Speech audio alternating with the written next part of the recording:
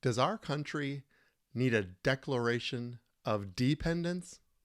Find out on this episode of Pushback.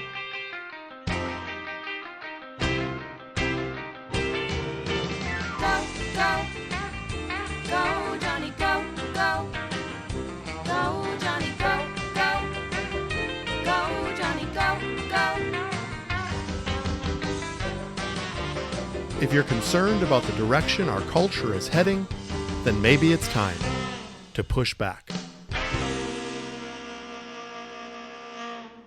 Last week, I shared with you the issue of the Super Bowl halftime show and how I felt like it was completely inappropriate and how we need to be proactive as the ones who set the culture to respond accordingly when something like that is exposed to us and to our children.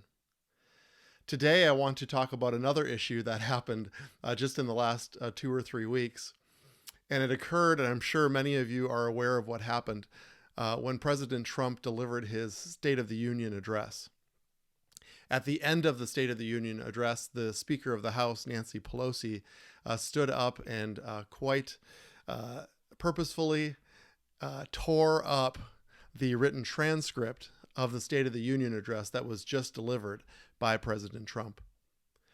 Now, I want to address this because I believe it's such a great example of what we have been talking about in this podcast. And I would refer you to episode 3, the podcast about honor versus anger. Honor is a difficult word, especially when we disagree with somebody or we feel like their behavior is something that we can't agree with. But I would submit to you that even after Nancy Pelosi did this, that we still need to honor her. Now, you may say that was not an honorable act and she doesn't deserve our respect based on this behavior. But she is still our elected official as the Speaker of the House, and the Bible is actually very clear of how we are supposed to approach those who are government officials above us. And we are supposed to approach them with a spirit of submission and honor. But I believe that her actions was such a great example of what happens when we dishonor. Her action was clearly dishonorable toward our sitting and elected president. And the crazy part is that by doing that, she is actually closing the door to the very thing that she wants to see changed. That's what dishonor does. Dishonor closes the door of dialogue to those, even to whom we disagree, and creates an environment where nothing can be accomplished or changed. Now, I believe that she needs to be held accountable for her actions, and I believe that we can do that as American citizens. With honor, we can still hold her accountable to the things that she did. I think it's completely valid to ask her about the transcript and the things that were written in the transcript, like the serviceman who surprised his family and showed up in the gallery after serving our country. We can ask her an open-ended question. Why did you tear that up? Or the young man who wanted to someday be an astronaut. Or the statistic that of all new jobs, 72% of new jobs went to women. Why did she tear that up? We can ask those questions in an honorable way to hold her accountable for her actions and the things that she says. I think it would be so much better to change the culture in Washington, and it requires personalities and people who are intentional about honor. And that's what I'm calling for in this podcast. Wouldn't it be different if somebody holding the position that Nancy Pelosi holds says to her constituents, I am going to choose to honor our president. No, maybe even better. I'm going to choose to honor my president. I think if she said that, and she said, I'm going to honor him so as to keep a door open that we can dialogue together to create real and effective change for our country. I believe her constituents, I believe those of us who follow politics would respect and look at her in higher esteem as she begins to engage the president in a spirit of honor that allows dialogue and forward movement. But instead, there is this culture, especially in Washington, that to honor someone implies that you agree with them. And they don't want, even for a second, for the other side to feel that they're in agreement. I understand there's a political machine at play, and I'm not naive to, well, I'm probably somewhat naive. I don't fully understand all of the politicking that takes place, especially behind closed doors. However, I understand, politics aside, I believe the most effective way to actually create change, which is why I believe they're elected in the first place. Maybe I'm very naive, but I believe the reason they're elected in the first place is to actually bring about real change for the people that they represent. And the way that we do that is to honor one another, to begin the dialogue that brings change. Now, I understand that President Trump is not guiltless in this honor war, and he has gone after people that I believe his verbiage and his tweets and the way that he engages our culture can be dishonoring as well. So I believe it takes personalities and it takes intentionality to create a change. Now, the other piece to this, and I would like to talk about this more in future podcasts, is that politicians know what works and they want to appeal to their base. And their base may look at Nancy Pelosi tearing up the transcripts and say, I applaud that. She's brave. It takes a lot of courage to do that. And so I understand that they know what works. So part of the responsibility is on us.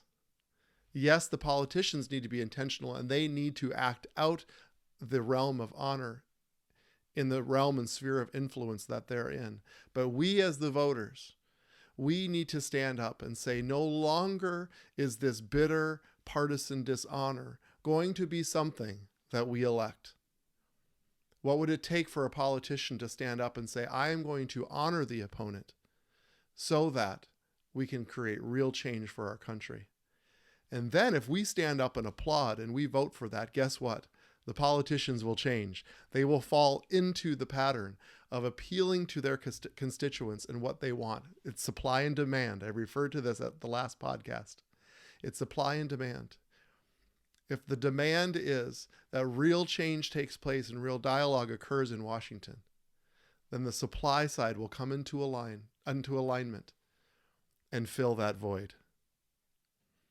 See, the Heavenly Father created us to be relational.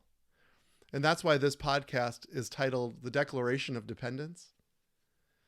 Because we were actually designed to need each other. If we think that we can live on an island and maintain an American independence, not only in our country, but from each other, then we have misinterpreted the Father's heart. He created us as relational beings. And he wants us and desires us to need each other. In fact, he designed us, he didn't design any of us to be complete pieces, but he fashioned us together as the body of Christ, all to fulfill different roles. And he did it so that we could do it together. And most importantly, in relationship with him. See, I believe that our country has a Declaration of Independence. Now, historically, we know that this document served a purpose as we pursued independence from a tyrannical king. But one thing that can start out noble, I believe, can actually turn into a spirit, into a negative spirit. As I've mentioned on several podcasts already, I'm a big Vikings fan. And I grew up and still am cheering the Vikings. I enjoy the competitiveness of it. I just enjoy the sport entirely. When I was a younger man in my late teens and early 20s, I was very into the Vikings and would watch them on Sunday And I'm embarrassed to admit that my mood would often shift based on whether the Vikings won or not. I'm just being transparent with you, my listener. I took it too seriously, and I remember the Lord actually speaking to me and explaining to me that, football is supposed to be a fun thing, and I had two choices. He told me that I could watch it for fun or I could stop watching. Because when something like this affects my mood, it actually becomes a spirit. See, I don't believe enjoying sports or watching football is inherently evil. But when it becomes a spirit, when it affects my mood, it affects the way I treat other people, then it becomes a negative spirit. And something good can actually turn into a negative spirit. I believe that the Declaration of Independence is one of the most powerful, important, wonderful documents ever written. It was intentional and it was worthwhile. But if we're not careful as a country, we can actually have a veil or an umbrella over us as a declaration of independence. And we actually, what started out as something as a noble spirit can turn into an oppressive or a depressive spirit. I have a lot of God encounters on my riding lawnmower. I call it riding lawnmower revelation. See, a lot of parents raise their children to mow their lawn for them. When you're a father of 8 children, I actually look at my riding lawnmower time as sort of me time. And I actually guard it and covet it quite closely. And I have not yet even given that up to my children because I enjoy it. I enjoy the time out in the fresh air. I enjoy the white noise, and I'm able to get lost in my thoughts. And oftentimes I have conversations with the Lord on my riding lawnmower. And I hope many of you know that the Father isn't afraid of our questions. He probably chuckles at a few of them, but he's not afraid of them. And I remember one time I was on my riding lawnmower and I was frustrated because I just was reading a powerful book about miraculous healings that were taking place in India. I heard about other testimonies taking place in Argentina or Africa. And I was frustrated because I was saying, Lord, why are we seeing these incredible and miraculous breakthroughs in other countries? And yet I don't see it as much here. It doesn't mean it's not happening here, but it doesn't seem to be happening in the magnitude of these testimonies that we hear abroad. And he spoke to me and he told me that our country is living under a declaration or a spirit of independence. See, our God is a relational God, and he desires us to desire him. It's true for any relationship. Think about it. He desires us to desire him. See, God is not afraid of darkness. He is willing to go to the darkest places on the planet and pillage the darkness and claim territory for his kingdom. But he will not go where he is not needed, or should I say, where he is not required. Think about our Western mindset and even the way that we, quote unquote, do church. Oftentimes we go into church meetings, and if we're honest with ourselves, we can have the mindset that it would be good if God showed up in a powerful way, but it's not necessary. It would be good, but it's not required. And I'm telling you that God is drawn, the kingdom of heaven is drawn towards hunger. And I maybe would even go so far as to say desperation for him. There's like a vacuum, there's like a pull on heaven when we are desperate and drawing from him, a need for him. But instead, we live with an American mindset. See, I was raised as an all-American kid, and even I had it ingrained into me through our culture that we are to be independent people. A self-made man, independently wealthy. And we scoff and shrug at trust fund children because they didn't earn it. We have the mindset, I don't need anyone, and no one can tell me what to do. I need my own stuff, my own ways, my own ideas. It's the independent American mindset. And if we're honest with ourselves, we look at that and we applaud it and say, yeah, that's the American way. But my friends, we are interested in the culture of heaven because we know that it's the best way. The culture of heaven actually allows no room for independence. See, I believe our founding fathers actually understood this. I believe they understood that there is a danger in actually having a Declaration of Independence as a cultural truth over our country. Let me read to you what John Hancock wrote. He was the first signer of the Declaration of Independence. And this is what he wrote. Resistance to tyranny becomes the Christian and social duty of each individual. Continue steadfast and with a proper sense of your dependence on God. Nobly defend those rights which heaven gave, and no man ought to take from us. See, I believe he understood the founding principle. He understood the nobility of resisting a king who was putting the colonists under his feet. And he realized the importance of becoming an independent entity. But he also realized that they needed to be steadfast and have a proper sense of dependence on God. They understood our culture from the beginning. You see, my friends, the adage, God helps those who help themselves, is not in the Bible.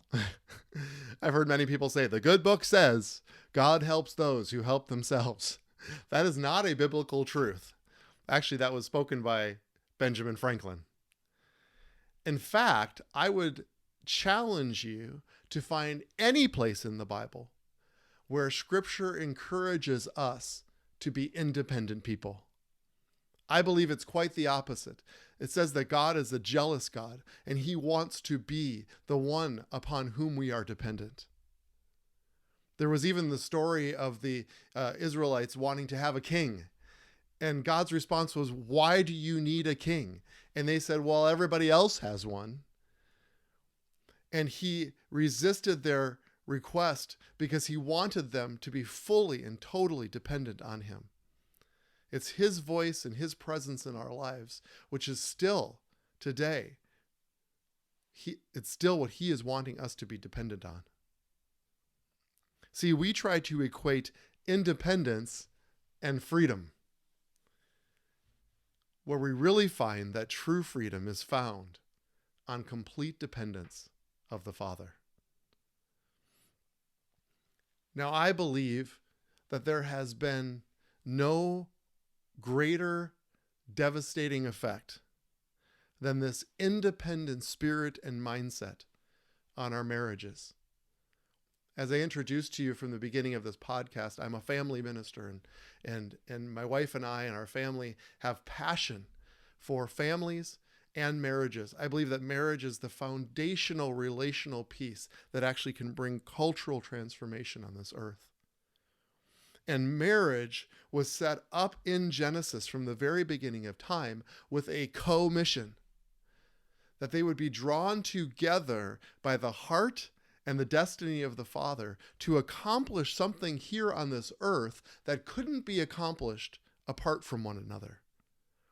Remember, he's a relational God, and it's part and central to his heart that we work together in the covenant of marriage. And if we reject the co-mission and pursue self-mission, then it actually undermines the very heart of the Father that he had for marriage from the beginning. See, there's a mindset where we think that we can become one with one another and still be independent. Remember, it's the American way. It's ingrained in our mind and ingrained in our culture.